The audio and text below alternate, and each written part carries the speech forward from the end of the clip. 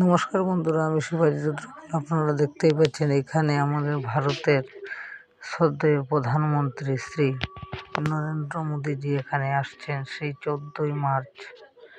আপনারা সবাই আসবেন এবং দেখুন ক্ষেতের মধ্যে কি সুন্দরভাবে দেখতে দেখতে পিচ রাস্তা তৈরি হয়ে গেছে। অনেক সুন্দর জায়গাগুলি, যদি জায়গাগুলি না দেখেন তাহলে অনেক বড় মিস করবেন। এবং তাই আপনাদেরকে দেখানোর জন্য আমরা একটা ক্যামেরা বন্দি করলাম। ভিডিওটি কেমন লাগলো জানাবেন এবং দেখুন রাস্তার অনেক সৌন্দর্যতা এবং জায়গাগুলি দেখতে অনেক ভালো লাগছে।